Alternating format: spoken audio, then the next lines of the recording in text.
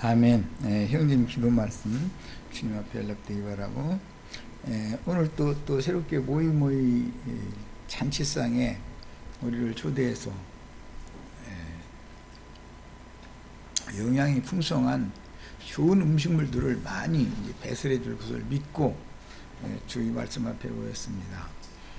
주님께서 천국의 행정을 어떻게 결정하시고 앞으로 오는 세상에서 어떻게 행할 것인지를 지금 말씀을 나누고 있는데, 우리 형제 자매님들 심령에 성령의 운행으로 말미암은 밝은 빛이 임해서 주님의 몸된 교회를 회복하는 이상을 같이 동역해서 실현할 수 있도록 인물에게 더 밝은 빛을 비춰주시길 바라고, 우리 형제 자매님들 중심으로부터 진리의 말씀을 통해서 하나님의 행정에 관한 여러 가지 항목들을 자세하게 다 깨달아서 오는 세상에 주와 함께 영광 중에 나타나는 것을 다 예비할 수 있도록 축복이 있기를 주의 이름으로 기도합니다. 아멘. 아멘. 지난 시간에 18장을 다 마무리를 못했었기 때문에 조금 말씀을 언급하고 19장으로 들어갈 겁니다. 우선 18장의 뼈대를 잠깐 이제 이해를 위해서 우선 18장 13절, 14절 읽고, 그 다음에 18절, 19절 읽고, 마지막 절 34절, 35절 읽고, 이렇게 세 단락의 결론만 찾아 읽겠습니다. 진실로 너희에게 이르노니 만일 찾으면, 한 마리의 양을 찾으면 그 말이에요, 길을 잃지 아니한 99마리보다 이것을 더 기뻐하리라. 이와 같이 이 작은 자 중에 하나라도 잃는 것은 하늘에 계신 너희 아버지의 뜻이 아니니라. 그래서요, 이건 그때 충분히 말씀드렸으니까, 교회 생활을 하다가 무슨 사유로 뛰어나가는 양들이 있기 때문에 그 양들을 찾아서 주님의 몸인 교회 안에 다시 형제 자매님들과 연락하고 상합해서 사랑 안에서 그리스도의 몸을 세울 수 있는 그런 기회를 주는 것이 얼마나 중요한가, 이걸 말씀하신 거예요. 교회에는 항상 이렇게 길 잃은 양으로 비유되는 뛰쳐나가는 사람들이 나오기 마련이다라는 것이죠. 그러니까 만일 이제 이것을 찾으면, 그랬으니까 찾기 위해서 우리는 부단히 이제 수고를 하고 노력을 다 해야 되는 거예요. 자, 그 다음에 이제 18절부터 19절 읽습니다. 이르노니 무엇이든지 너희가 땅에서 매면 하늘에서도 매일 것이요, 무엇이든지 땅에서 풀면 하늘에서도 풀리리라. 진실로 다시 너희에게 이르노니 너희 중에 두 사람이 땅에서 합심하여 무엇이든지 구하면 하늘에 계신 내 아버지께서 그들을 위하여 이루게 하시리라. 그들이라고 한 것은 이뤄진 양들이죠. 앞에서는 이뤄진 양이었어요. 이뤄진 양을 위해서 이제 부지런히 찾는 것으로 18장 시작 단락에서는 말씀하셨고, 여기에서는 그를 부지런히 찾는 게 이제 구체적으로 형제가 죄를 범했을 때 당사자끼리만 가서 먼저 말을 하고, 그래도 잘 이제 돌이키려고 그러지 않으면 두세 증인과 함께 말을 하고, 그렇게까지 해도 안 들으면 교회에다가 이제 공론화 시켰는데, 교회에 공론화 시켜도 다 돌아오는 건 아니죠. 돌아올 사람이 이제 만일 10,000명 중에 하나 정도 이제 생길 수가 있다. 주님의 인내를 우리도 갖고 이뤄진 양들이 돌아오기를 위해서 같이 기도해야 된다, 이제 그런 내용이에요. 그리고 나서 이제 18장의 마지막 단락을 더 읽습니다. 34절, 35절 읽습니다.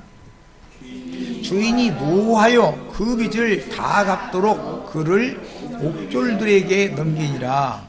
너희가 각각 마음으로부터 형제를 용서하지 아니하면 나의 하늘 아버지께서도 너에게 이와 같이 하시리라. 결론적으로는 교회 생활에서 이제 1만 달란트의 빚을 용서로 탕감받은 사람들이 교회의 지체들이 되는 거죠. 그런데 그건 이제 속죄제로 상징이 된 복음을 믿음으로 단번에 주신 구원을 지금 염두에 두시고 나서 구원받은 성도들이 교회 생활을 하다 보면 여전히 옛사람의 행습이 나올 수가 있는 거죠. 그럼 이제 이뤄진 양이 될 수가 있다 그 말이에요. 그러면 어떻게든지 해서 그를 회복시키도록 이제 해야 되는데, 중요한 것은 어떤 형제가 잘못이 있어서 그것을 당사자끼리 조용히 가서 권면을 했을 때 받아들이면 그 형제를 얻은 것이지만 대부분은 그게 잘 안 되죠. 만일이니까 예수님이 오셨을 때도 잘 안 되니까 지금 하시는 말이죠. 두세 사람의 증인들이 합심해서 기도하면서 그에게 기름을 붓고 말씀을 증거해주고 그렇게 해서 신앙을 회복하도록 도우려고 해도 그래도 안 듣는 경우가 더 많은 거예요. 이제 그러면 마지막으로 교회에 얘기해서 공론화를 시키는 거예요. 그런 다음에까지도 그 본인이 돌이키지 않는다라고 한 것은 교회 중에 구약성경의 속건제로 상징되어지는 형제들의 허물된 것들이 있기 때문에 근본적으로 죄의 권세와 사탄의 세력인 죄의 능력으로부터 생명의 성령의 법에 따라서 해방 자유를 받은 성도들인데, 성도들이 그 종류는 다를지라도 흠결, 허물들이 나타날 수가 있지요, 다 각각. 근데 그것을 이제 지적을 해준 경우, 그가 이번에는 끝내 듣지 않는 것이 아니라 이번에는 엎드려 빌면서 내가 잘못했다고 용서해달라고 이렇게 하는 경우인데, 그를 받아주지 않으면 그는 자기가 하나님 앞에 1만 달란트 빚 탕감을 받은 것이 무효화된다, 이런 내용이에요. 그러니까 앞에는 근데 돌이키지 않는 경우를 말씀하신 것이고 18장, 그 다음에 18장의 말미달락에서 말한 것은 돌이키는 사람에게는 어떻게 할 거냐. 그 사람도 돌이키는 사람이면은 용서를 해줘야 된다는 것이에요. 네가 끝까지 용서 안 하면 하늘 아버지도 너를 끝까지 용서하지 않는다. 지금 내용이 그거단 말이에요.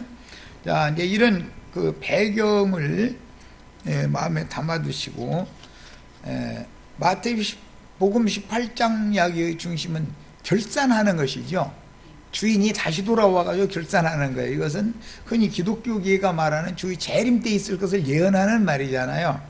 돌아와서 결산을 하는데, 먼저는 이제 베드로와 11 사도가 자기 백성들에게 한 번 더 구원의 기회를 주시기 위해서 성령의 증거를 할 때 한 번 더 기회를 준 거지, 돌이킬 수 있는 기회를. 그런데 성령의 증거마저도 배척하면 그것은 성령을 해방하는 그 죄, 용서받을 수 없는 죄가 되기 때문에 용서를 받을 수 없는 것이죠. 그래서 사도행전 2장, 3장, 4장 쭉 나가는 말씀은 사실은 베드로와 11 사도가 증거하고 바울과 바나바가 증거하는 말들이지만 사실은 그게 먼저는 항상 자기 백성들에게 말씀을 전하게 돼 있는 거다. 그런데 자기 백성들에게 한 번 더 기회를 주었음에도 끝내 돌이키지 않으면 이제 발에 먼지를 떨고 돌아서 버려야 되는 것이죠. 그럼 땅에서 그런 결정을 내리면, 교회가 어떤 결정을 내리면 하늘 아버지께서도 그 결정을 그대로 인정해 준다는 얘기가 이제 중심인 거예요. 그런데 문제는 회개하고 돌이킨 사람도 있다는 것이죠. 이제 그건 잃었던 양이 돌아오는 경우를 지금 이제 염두도 하는 말이지만, 이것은 세리와 창기와 모든 죄인들은 회개하고 돌이키게 되어 있는 것이죠. 전도를 하면. 그런 경우에는 그의 죄과가 아무리 많고 크고 이런 걸 따질 필요 없이 다시 받아줘야 되는 것이 원칙이다라는 거예요. 교회라는 거는 이제 이것을 말하고 있습니다. 그래서 주님께서는 당신의 자녀를 낳아가지고 막 되도록 그렇게 놔두지를 않는다. 결국은 천사를 보낸다고 그랬지만 전도자를 보내가지고 회개하고 돌이킬 수 있는 기회를 반복해서 주신다라는 말이죠. 끝내 듣지 않으면 버림받는 거예요. 그거는 이제 이방인이나 세리치고를 당하는 거니까. 그러나 마지막까지라도 회개하고 돌이키기만 하면 영원한 생명을 이제 얻는 문제인데, 이것은 19장으로 넘어가면 영생 얻는 문제를 가지고 청년이 와서 이제 질문한 내용이 있죠. 연결성이 다 있는 것이죠, 성경이라는 건. 자, 이런 것을 이해를 잘 하셔야 됩니다. 교회 중에 잘못을 지적받은 형제나, 그 다음에 지적하는 형제나, 내 옳은 기준이 진짜 옳은 것인가를 항상 생각을 해야 되는 것이다. 권면한다 해가지고 자기 기준에 따라서 형제 자매에 대해서 이러쿵저러쿵 말할 수도 있는 거죠. 사람의 육신의 생각을 따라서. 육신의 눈으로 보시는 건 아니다. 예수님은, 하늘 아버지는 영의 눈으로 보는 거다. 이 사람이 정말로 구원 얻을 만한 믿음이 있느냐를 보시는 것이지, 그 사람이 뭐 과거가 있느냐, 과거에 무엇을 했느냐, 이걸 보는 게 아니다. 이제 메시아의 때라, 은혜의 때라는 건 그걸로 구원하는 게 아니기 때문에, 율법 행위로 구원하는 게 아니니까. 그 얘기예요.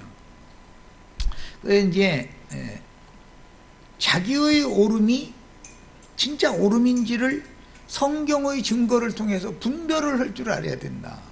이것이 없는 사람들이 교회에게 주신 최종 권위다 그래가지고 로마교나 개신교의 목사들이, 신부들이 하는 것처럼 그렇게 하라는 것은 아닌 것이다 라는 말이에요. 이건 생명 안에서 뭘 정확하게 선악을 옳게 분별을 하는 그런 교회 안에 있는 인도자나 형제들이 이 말씀을 받아야 되는 거예요. 유대교나 기독교계 사람들은 이 말이 뭔 말인지 자체를 또 우선 모르니까, 목사님 비유상하게 하면 쫓겨나죠. 그래가지고 그가 회개한다 해가지고 받아줘요, 안 받아줘요? 절대로 안 받아줘. 돈이나 가지고 오면 받아주지. 앞으로는 뭐 실종금 잘 내겠다 이런 조건이라면 받아주겠지.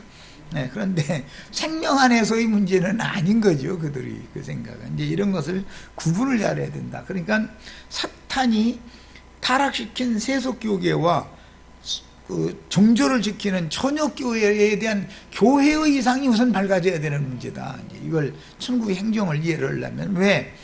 땅에서 매는 건 하늘에서도 매고 땅에서 풀어야 하늘에서도 푼다 그랬으니까. 이것은 교회의 권위는 생명의 권위를 말하는 것이지, 인위적인 어떤 그 권세, 위로부터 아래로 이렇게 하는 발람과 니골라당의 그런 행위, 행습을 하는 그런 권세를 주장하라는 말이 아니다라는 것이 매우 깨닫는 게 매우 중요합니다. 천국에서 이제 결산하는 문제는 모든 사람은 반드시 하나님의 심판대 앞에 누구나 다 설 수밖에 없는 거다. 자기 인생을 결산을 해야 되니까 그리스도인들은 그리스도의 심판대에 서서 그리스도의 율법으로 당연히 재판을 받는 것이다. 모든 세상 사람들은 마음에 새긴 율법, 양심의 판단을 따라서 재판하는, 그 법에 따라 재판하고, 신의 산 율법을 지켜야만 구원 얻는다고 하는 이제 19장에 가면 영생 얻기 위해서 왔던 부자 청년과 같은 생각이죠. 그런 생각을 가진 사람들은 그들의 율법을 가지고 당연히 그리스도의 심판대에서 판단받게 되는 것이다 라는 거예요. 근데 이것이 천국의 행정인 것이죠. 천국의 행정은 그러니까 교회 생활을 할 때 어떻게 행했느냐의 여부와 직접적으로 관련이 된다라는 걸 알 수가 있는 거예요. 주 안에 있는 형제 자매님들은 지난 모든 죄과를 단번에 사면을 받음으로 1만 달란트를 값없이다 탕감 받은 사람들이죠. 1만 달란트 탕감 받은 사람이 나도관 형제가 윤혜수 자매님이 나도관 형제를 기분 좀 상하게 했어. 그러면은 꽁 하고 있다가 내가 7번까지는 참아주지. 그러고 있다가 자신은 용서했다고 그러지만 그거는 용서한 것이 아니라 마음의 한켠에 기회를 노려가면서 쌓아두는 것이다. 그때 직설적이고 깨끗한 영으로 사실을 가서 증거를 가면서 형제님 자매님 선은 이렇고 후는 이렇고 이런 것이 이렇습니다 할 때 내가 잘못하였다 하면 그 형제를 얻는 것이죠. 그런데 본인이 깨닫지 못하고 또는 본인의 아집에 따라서 자기 오름을 내려놓지 않으려고 그러면은 아무리 해도 안 되는 것이죠. 이제 끝까지 안 되는 사람은 안 되는 거죠. 문제는 이렇게 잘못했다고 하는데, 즉 그것은 100데나리온 빚진 것은 형제가 나에게 제일 가벼운 건 이제 마음을 상하게 했다는 거죠. 뭔 문제로. 이것은 형제의 흉허물이 드러났다라는 말이죠. 그런데 자기 기준으로 판단하는 것이 아니라 하나님의 기준으로 그 영혼을 보는 거예요. 그 말은 나나 저 사람이나 똑같이 1만 달란트 빚을 갚는 은혜로 받은 사람인데 그 사람이 모든 약함을 모든 사람이 다 갖고 있어서 내 눈에 보이기에 정말 거슬려 보이는 그런 언행을 하는 것이 사람은 그거 막 못 견뎌나죠. 그런데 내가 이것을 지적을 했을 때 그가 잘못했다고 하면은 당연히 마음에서 중심에서부터 그걸 풀어줘야 되는 건데 끝까지 자기 마음속에 맺혀놓고 나서 매듭을 아주 단단하게 막 져놓고 나서 그것도 한 번, 두 번 매듭 짓는 게 아니지 막 7번을 용서했다는 건 7번 매듭을 지어놓은 거야 사실은. 그래 놓고 나서 한 번만 더 해봐라 이거지. 가만 놔둬라. 사실은 이런다는 거죠. 그런 경우는 1만 달란트 탕감받았던 것이 무효가 된다는 거예요. 교회 생활이라는 건 항상 이런 여러 가지의 변수, 천국의 행정에 대한 이해를 잘 하셔야 오는 세상에 나타날 때 혼인에 들어가지 못하고 바깥 어두운데 버려둠을 당할 수가 있다. 뭐 열처녀 비유로 가보면은 5은 혼인에 들어가고 5은 못 들어갔으니까 반반인 걸로 나왔지만 사실은 못 들어가는 자가 더 많죠. 바깥 어둠에 쫓겨나는 자가 훨씬 더 많은 거죠. 바깥 어두운데 그러면 어디냐? 이것은 세상에 버려둠을 당하는 걸 말한다. 영광의 빛으로 충만한 신부성의 대리감을 받지 못하는 신자들이 참 많다는 걸 성경이 가르치는 거다. 그 다음에 교회 생활에서 이제 하다 보면은 어떤 형제나 자매가 문제를 일으키면 입을 놔두질 않죠. 교회를 전화간 사람 가만히 있는 거 봤어요? 못 봤어요? 별별 소리를 다 해가지고 소문이 돌고 돌게 만들죠. 거기에는 99.99%가 거짓말이거든. 진실은 아주 작은 것이거든. 자기 비율이 안 맞는다는 것일 뿐이지 하나님의 눈으로 보지 않는 관점이 훨씬 더 많은 것이거든요. 거기다 대고 이제 그 사람은 자기의 편을 만들어야 그 교회에서 부딪힌 사람을 끌어내릴 수가 있으니까 압살롬이 반역을 일으키려면 자기 편을 많이 모아야 되잖아요. 이것저것 가리지 않고 어쨌든 간에. 그래서 자기 말을 신임해 줄 사람을 계속 모아야 되니까 그러려면 거짓말을 안 할 수가 없다 이거예요. 자기가 지금까지 있던 집 밖으로 나가가지고 저희 집이 뭐 가난해 터지다 뭐 아버지는 이렇고 어머니는 이렇고 큰형은 이렇고 둘째 형은 이렇고 누나는 또 이렇고 해가면서 막 헐뜯 자기가 오르니까 끝내 돌이키지 않을 사람은 자기 편을 많이 만들게 마련이다라는 거예요. 쓸데없는 소리를 많이 해가지고. 그런데 나중에 이제 그 사람을 그리스도 심판대에 딱 데려다 놓고 재판할 때는 주님은 그가 교회에서 튀어나가가지고 무언 소리를 하고 다니고 무언 짓을 했는지를 일일이 책에 기록한 거 딱 들어대가면서 교회가 모르는 줄 알아도 다 아는 것처럼 하나님은 모를 리가 없는 것이죠. 재판해버린다는 거예요. 그러면 그는 신부성에 들어갈 수 없는 것이죠. 이런 위험 소지가 상당히 많은 것이 교회 생활이라는 것이다. 기독교식으로 믿는 자 천당, 불신자는 지옥에 가지고 저 예배당에 나오면 다 천당 가는 거예요. 무조건. 그런 식으로 가르치는 것은 이건 성경의 그 본래의 의미를 너무 훼손하는 일이다라는 걸 깨달을 필요가 있습니다. 그 다음에 이제 오늘 해드린 자료 말씀으로 들어갑니다. 이게 이런 지금까지 다는 18장의 결론 말씀을 염두에 두고 성경의 문맥이라는 건 흘러가는 거기 때문에 갑자기 19장 이야기를 갑자기 하는 게 아니죠.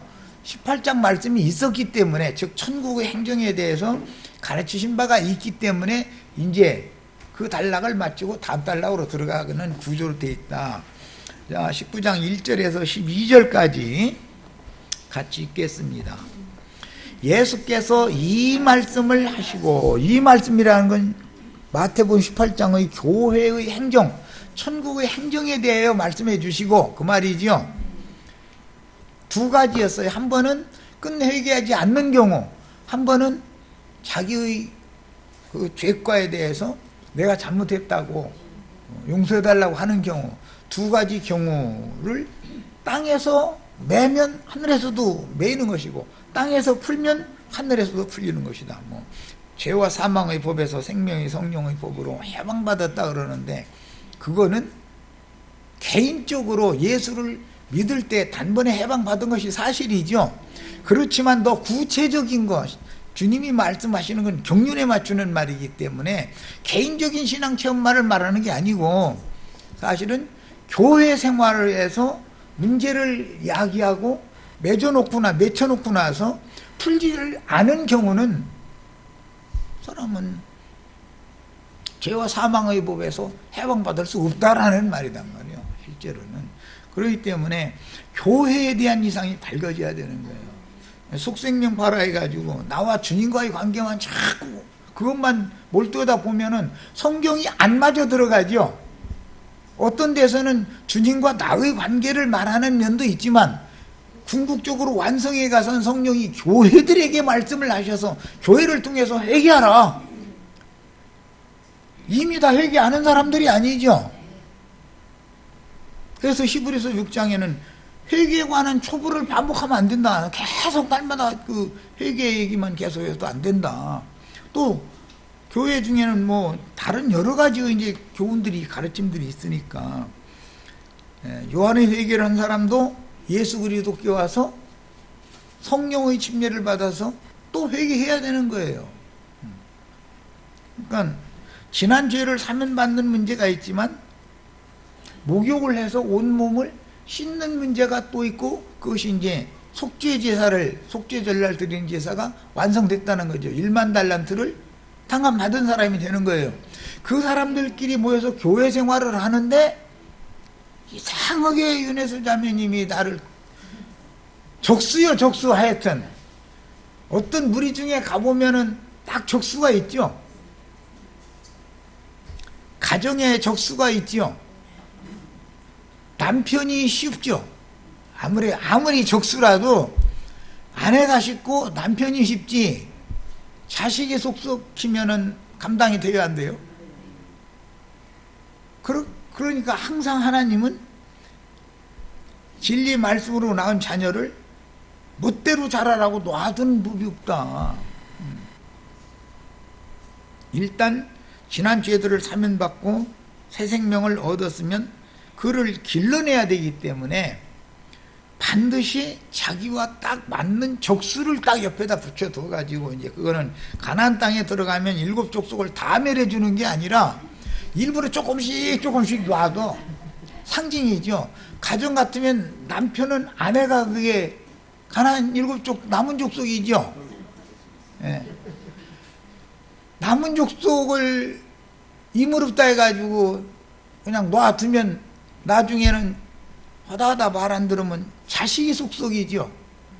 남편 속썩이는 것은 큰 소리로 싸우기나 하지. 자식이 속썩이면 싸워요, 못 싸워요? 아야 소리도 못하고 당하는 거죠. 하나님은 방법이 다 있다. 이제 이런 걸 꼭 배워야 됩니다. 궁극적인 것은 나의 속사람이 온전케 되어져 가지고 신령체를 입고 부활의 날 주와 함께 영광 중에 나타나서 신부성으로 대감을 받아 가지고 그 다음에 오는 세상에 다시 내려와서 양무리의 유업을 상속받고 땅에 마곡무리의 그 세상 나라를 또 상속받아 가지고 양무리에게는 공급하고 세상 나라는 철장으로 통치하는 이런 유업을 얻기까지 완전한 데까지 다 사람이 나가야 되는 것이다 라는 거예요. 그런데 뭐 그냥 자기 예배당 일단 나오면 모든 것이 다 끝난 것처럼 가르치는 거, 이게 얼마나 엄청난 함정이 거기에 있는 말인지를 잘 구분을 할 필요가 있는 거예요. 자, 이제 19장 1절에서 12절까지 읽고 시작하겠습니다. 내가 먼저 한 절 읽고 우리 지체들이 한 절 읽고 정신 차리기 위해서 교독하겠습니다. 예수께서 이 말씀을 하시고 갈릴리를 떠나 요단강 건너 유대 지경에 이르시니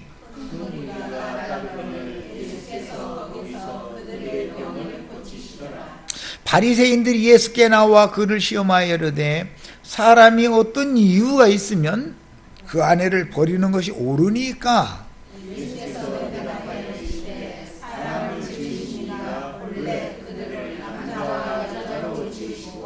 말씀하시기를 그러므로 사람이 그 부모를 떠나서 아내에게 합하여 그 둘이 한 몸이 될지니라 하신 것을 읽지 못하였느냐?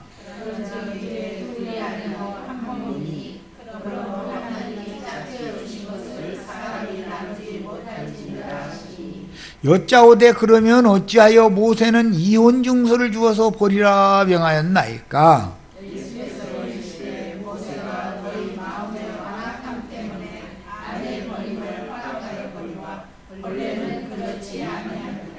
내가 너희에게 말하노니 누구든지 음행한 이유 외에 아내를 버리고 다른 데 장가드는 자는 간음함이니라.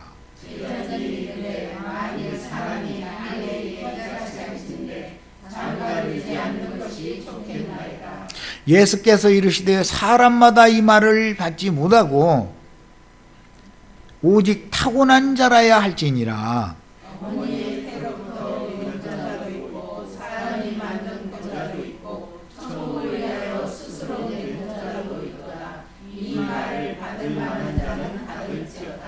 아멘. 자, 18장의 천국 행정에 대한 말씀이 완전히 새겨진 다음에 이제 19장으로 연결하는 거예요. 그런데 19장 시작에 예수께서 이 말씀을 마치시고로 시작을 한다는 건 마태복음 18장의 내용을 다 하신 후에 지금 그 말이잖아요. 네. 자, 18장 말씀이 결과적으로는 19장으로 연결을 지금 되고 있다라는 걸 알 수가 있어요. 그러니까 지금 계속해서 주님은 천국의 행정에 대해서 가르치고자 하는 건데, 이번에는 천국으로 들어가는 길을 지금부터는 예수님이 앞서서 가시는 이야기예요.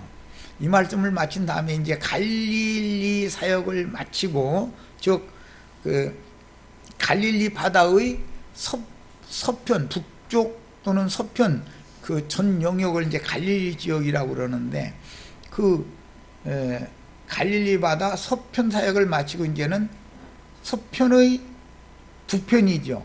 아래로 조금 내려가면 사마리아가 있기 때문에 사마리아로 통행은 않는 것이 유대인들의 율법이었기 때문에, 이제 그들의 율법이 아니라 그들의 행습이었기 때문에 예수님도 유대인으로 오셨으니까 수많은 무리를 이끌고 베레아 지역으로 그 갈릴리 바다의 동편의 예루살렘으로 통행하는 길이 있다 이거예요. 그 베레아 지역에 거기부터 이게 사마리아 성을 거치지 않으려고 쭉 동쪽 길로 해서 돌아서 이렇게 좀 멀지만 예루살렘으로 지금 올라가면서 전도를 다시 하는 얘기를 지금 하는 것이 마태복음 19장 내용이에요. 팔레스타인의 그 지형도 어느 정도는 알고 계셔야 돼요. 한 가운데 남북으로 요단강이라고 하는 것이 저 아래 사해까지 이렇게 쭉 흘러가죠. 이게 그 갈릴리 바다 요단강의 서편 사역이냐 동편 사역이냐라고 하는 것은 이것은 율법에 의하면은 그 시대의 전환과도 관계가 있는 이제 그런 내용인 거예요. 예수님이 지금까지 하시던 갈릴리의 사역을 이제는 마치고 예루살렘으로 올라가는 길 얘기, 그 길에 있었던 이제 많은 말씀들이 쭉 저 아래 이제 저 뒤에 있는 그 26장 그 부분까지 이제 쭉 이어져 나가고 있는데, 여기에는 생명에 들어가는 것, 하늘 아버지 집으로 올라가는 것과 관계가 되는 얘기다 이거야. 예. 천국의 행정을 알고 나서 이렇게 올라가야 되는 거죠. 예수님의 그 발자취를 따라가야 되는 거예요. 자, 성경에 이제 예수께서 요단 동편 사람들에게도 병을 고쳐주셨죠. 지금 시작 말씀이 그렇게 되어 있잖아요. 큰 무리가 요단 동편으로 가니까 갈릴리를 떠나서 요단을 건너서 유대 지경으로 갔다라는 것은 베리아 지역을 거쳐서 유대 지역, 남부는 유대 지역이고 북부는 베리아 지역이니까 요단강을 건너 동편이, 그래서 이제 그 경계 지점까지 간 거죠. 베리아 지역의 경계 지점까지. 요단 동편의 베리아 지역은 지난 시간에 내가 말씀드렸었죠. 헬라 문화권이었었다 거기는. 그래서 뭐 그곳에서 일곱 귀신 쫓아주는 얘기도 거기서 나오고, 또 그곳에서 이제 사역들이 전부 이것은 자기 땅 자기 백성에게 한 번 더 회개할 기회를 주는 것과도 이게 관련이 되는 얘기다. 모세를 통해서 요단 동편은 이미 정복을 했지만 그 두 지파 반의 몫으로 후대해 주기로 약속만 하고, 실제는 그 이제 비어 있어서 썼던 것이죠. 그러다가 요단 서편 정복이 다 끝나면, 즉 말하자면 예수님이 이제 지금까지 18장 끝까지는 요단 서편을 점령하는 전쟁을 끝냈다 하는 말이란 말이에요. 이제는 요단 동편을 회복을 해야 되는 거예요, 지금. 이렇게 이해를 하시는 것이 이제 좋습니다. 자, 병을 고친다라는 말이 나오는 얘기는 전부 성경에서는 인간에게 들어온 저주의 원인이 되는 죄를 처리해 주는 걸 말하는 거예요. 죄에서 회개시켜서 구원시켜주는 그런 말씀을 염두에 두는 표현인 거예요. 자, 예수께서 이 말씀을 마치시고라는 시작 말씀은 교회에까지 공론화시켜서 유죄 판결을 교회가 해도, 이 크리노라는 단어는 이스라엘 12지파를 다스리게 하려 하노라 그랬지만 원은 심판, 판단, 정죄하게 하는 거란 말이야. 예, 교회가 그걸 하는 거다 이거. 교회가 그렇게 해도 듣지를 않아. 교회가 유죄 판결을 내려도 듣지 않아. 그런 경우에는 반드시 하늘 아버지도 그를 죄인이라고 예수님의 구속을 이루어 놓으셨지만 여전히 그는 자기의 율법의 의에 붙잡혀 있는 사람이다 이거예요. 사람의 의가 너무 강하면 하나님의 의를 받아들여요, 안 받아들여요? 안 받아들이죠. 그러니까 형제가 잘못했다고 하는데도, 일백데나리온 내 갚겠다고 하는데도 끝내 목을 조이고 놔주지를 않아. 그것은 이제 19장으로 넘어가면 부자 청년과 같은 개념이다 이거. 간념이 그렇다 이거야. 자기의 오름, 자기가 오르니까 상대방을 맨 상태로 놔두려고 그러고 풀라고 않는 거잖아요. 그래서 여기에서는 이제 가장 기본적으로 깨달을 것이 사람의 의와 하나님의 의가 어떻게 다른가를 먼저 깨닫는 게 굉장히 중요한 문제다. 그 다음에 1만 달란트를 탕감 받았으나 하나님의 은혜와 불쌍히 여겨주심을 잊어버리면은 다시 심륜에 빠져가지고 옛죄로 돌아가기가 쉽다는 것이죠. 자기는 의로운 것 같지만 하나님이 보일 때는 그는 하나님의 의를 대적하는 자다 이거예요. 이제 그런 사람의 심리는 자기는 주님 앞에 큰 은혜를 입었으나 다른 지체가 뭐 하는 것은 눈꼴 씌어서 못 봐. 눈꼴 씌어서 아주 해도 그렇게 해서 쓰느냐, 이게 아주 강한 사람이죠. 이 사람이 이제 부자 청년과 같이 자기가 모든 율법을 다 지켜 행해가지고 자기는 이미 다 행했으니까 나는 이미 영생이 있는 사람이다라고 예수님한테 자랑하고 싶은 그런 마음이 있는 사람이다. 이것이 종교인이라는 뜻인 것이죠. 그 다음에 그러므로 마태복음 18장에서 말씀하시는 천국의 행정은 교회가 어떻게 판단하느냐의 여부에 따라서 하늘 아버지도 그와 같이 매거나 풀거나를 그렇게 한다. 그 말씀을 하신 후에 지금 이어지는 말씀이에요.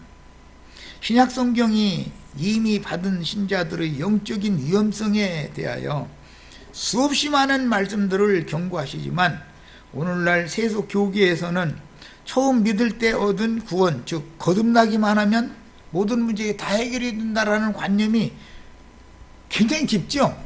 그런데 그것도 뭐 거듭나는 거에 대해서 잘 이해를 못하고 초보이도마저도 이해를 못하고 그냥 저희 모임에 와서 불로불로 했었고 뭐 이렇게 11조 헌금 잘 내면 부자 되게 해준다 했었고 뭐 이런 얘기하는데 다 미혹당하는 전부 가라지 무리들이라는 거잖아요. 생명이 아주 어린 것도 아니야.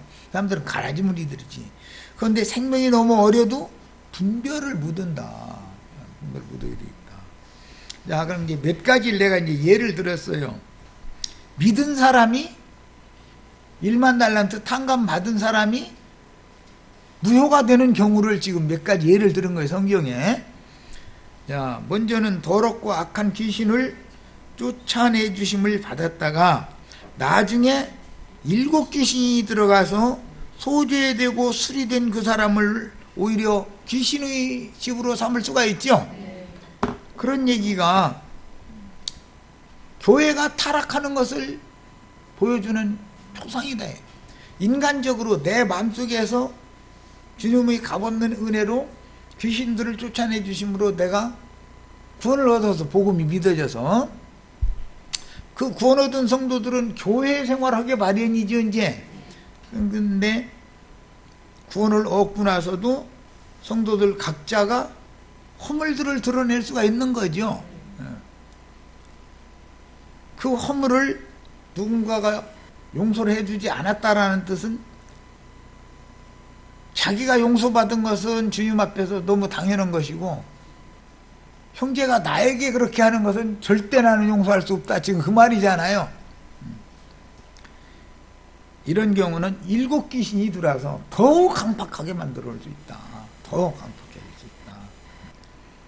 그 다음에 일단 주님께 고침을 이제 받았어요. 이건 이제 마태복음 앞으로 쭉 나가면서 보면은 병들을 고쳐주실 땐 여러 가지 유형이 있는데 만져주심으로 오실 수도 있고 뭐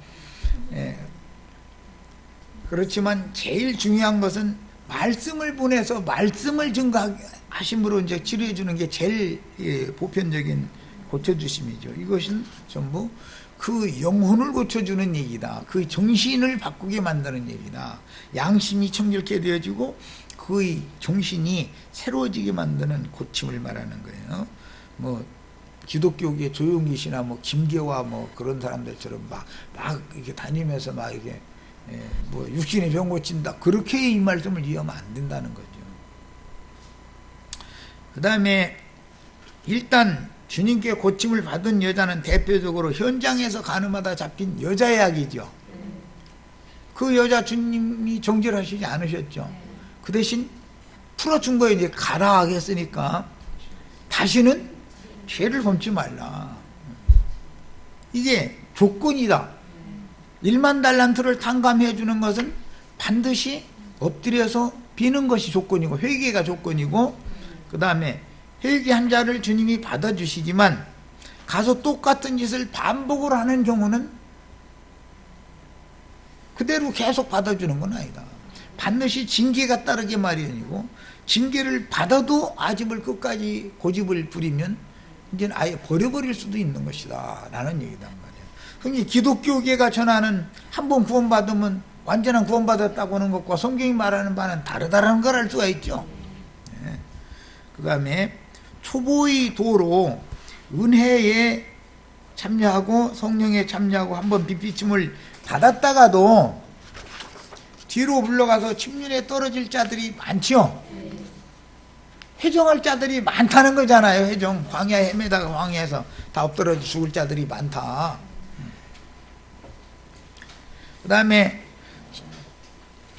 자기 몸을 씻었다가 일단 주의 말씀을 믿음으로 목욕을 했다가 수족을 씻지 않고 계속 누적시키면은 더러운 구덩이에 다시 가서 눕는 것으로 상징하는 거죠. 그리고 개가 옛 가르침, 율법 종교의 가르침에 대해서 이건 아니다라고 토했어. 그런데 시간이 지나면 지가 토한 거 도로 가서 그거 먹어버리는 개들이 될 수가 있다는 거잖아요. 그 다음에 가라지들과 천국 곡식은 추수 때까지는 함께 자라는 거죠. 개인적으로도 영이 거듭났어도 여전히 육신의 마음속에는 죄성이 지배를 하면 꼼짝 못하고 당할 수가 있는 것이죠. 혈기와 육체의 각색 정욕들이 단번에 구원받았다 해서 다 없어져 버리는 건 아니다라는 거예요. 내 육체 속에 그대로 남겨놔두시는 것이지 하나님. 이걸 시험대로 삼아가지고 나의 혼생명을 구원을 이루는 도구로 쓰시려고 그러는 거다는 거예요. 이런 거에 대해서 이제 사람들이 이해를 너무 못하다 보니까 가라지 무리와 내가 섞여 있는 그런 신앙생활을 계속 한다는 것은 진리에 대한 완전한 분별력이 없다는 거 아니에요. 어차피 영이 거듭나서 영이 불이 켜졌을지라도 모든 문제를, 그 사람의 생명에 관한 모든 문제를 실제로 주관하고 다스리고 하는 것은 마음의 문제이기 때문에 마음의 생각에 따라서 사람이 거듭난 영의 세계에 마음의 생각이 가서 연합을 할지, 그 다음에 옛사람의 육신의 생각을 그대로 그쪽에 가서 연합을 할지, 이 문제는 거듭난 이후의 문제다 이거예요. 그래서 이제 19장 말씀에는 혼인관계로 예를 들어놓은 거예요. 그러니까 말씀이 이제 생명의 세계와 연관을 시켜주기 위해서 혼인관계로 예를 들은 거예요. 이제 이혼 증서를 써줘가지고 이혼시키는 이런 문제로 연관이 되는 건 왜 그러느냐. 계속해서 영에 든 생각을 따라서 성령을 따라 진리 안에서 행하는 교회 생활을 하지 않고 육체대로 자꾸 행하려고 그러고, 그 이제 육체라는 건 혼적으로 자꾸 뭘 하려고 그런다 그런 말이야. 그리고 자기 옳은 것을 자꾸 자랑하려고 그러고, 이런 사람은 영생에 들어가기는 어려운 거다. 그걸 말하는 거예요. 기독교식 예배당에 나오기만 하면 구원받아서 죽으면 천당 가고, 절대 이런 내용이 아니다. 이미 일단 거듭나서 예수를 믿은 사람들이 남은 생애를 사는 동안에 교회 생활을 어떻게 했느냐를 더 중요하게 본다. 성경이라는 건 이거를 바르게 가르침 받는 게 필요합니다. 그래야 그 마음, 생각, 감정, 의지, 이 마음까지도 온전하고 건전한 사람이 되어야만 신부성을 유업으로 받으러 들어갈 수가 있다는 거단 말이에요. 그 다음에 이제 6번째는 7교회들 중 5교회들에게는 회개하라라고 말씀하시죠. 계시록은 성령이 교회들에게 하시는 말씀이죠. 성령께서 교회들에게 5교회들은 다 회개해야 된다고 했어요. 이 말은 육신적인 잘잘못에 대해서 회개하라는 말이 아니라 교회 생활을 잘못하는 거에 대해서 회개하라는 말이다 이거예요. 개인적으로 주님과 나와의 관계만 자꾸 생각하면은 종교인이 되고 영지주의로 떨어져 버릴 우려가 굉장히 많은 거죠. 그래서 항상 양면 적용을 해야 되는 거다. 그 다음에 성령으로 시작했다가 육체로 마치겠느냐 하는 의문 말씀이 나오죠. 갈라디아 3장에 나오는 말이에요. 이거는 뭐냐? 우리가 구원을 받은 것은 믿음으로 말미암아 믿음을 주신 성령과 나의 영이 주합하여 한 영이 된 것이 근거이기 때문에 구원을 받았다라고 하는 거는, 그런데 그 사람이 성령으로 시작을 했다 할지라도 여전히 육신의 생각을 따라서 그대로 행해버려. 신앙생활을 육신의 생각에 따라서 하다 보면은 아직도 어려서 육신에 있는 어린아이들인 고린도 교회와 같은 신앙생활을 하게 마련이겠죠. 그런 교회 생활은 이제는 끝내고 돌이켜라. 이렇게 해도 돌아서려고를 안 해. 그러면 그게 또 심판대에서는 당연히 너는 바깥으로라는 말이단 말이에요. 그 다음에 복음을 오남용하는 사탄의 사자들이 나오죠. 악한 자의 아들들. 그들이 전하는 건 다른 복음이고 다른 예수를 통해서 다른 용을 받도록 포교 활동을 하는 미혹의 영들인데 오히려 그들을 우상으로 또 받들어 버려. 그러면은 그런 신앙을 갖고서 인생을 바친 사람들은 결과적으로는 그리스도 심판대를 통과할 수 없는 것이다. 바깥 어둠에 버려두게 돼 있다. 그 다음에 주님의 날에 데려감을 받은 한 남자도 있고 한 여자도 있죠. 반대로 버려둠을 당한 남자와 버려둠을 당한 여자가 있죠. 5,000년은 혼인에 들어갔지만 5,000년은 못 들어갔죠. 이런 말씀들이 성경에는 수없이 많이 나온다. 그런데 저 예배당에만 나오면 여러분은 다 구원받았다 이런 것만을 강조해버리면은 미혹의 영들에게 미혹당할 수 있는 소지가 너무 많은데 방비를 할 수가 없다. 이거 무방비 상태다 이거요. 그러니까는 마귀가 사실 그런 짓을 하는, 마귀가 사람들로 하여금 자기네 예배당에만 나오면 다 구원받았다고 이렇게, 말하자면 떡줄 사람은 생각지도 않는데 동치국부터 떠다가 자꾸 활짝거리고 마시고 있는 그런 거는 똑같은 거다라는 거죠. 말하자면. 첫째 시간은 여기까지여서 일단 마치겠습니다.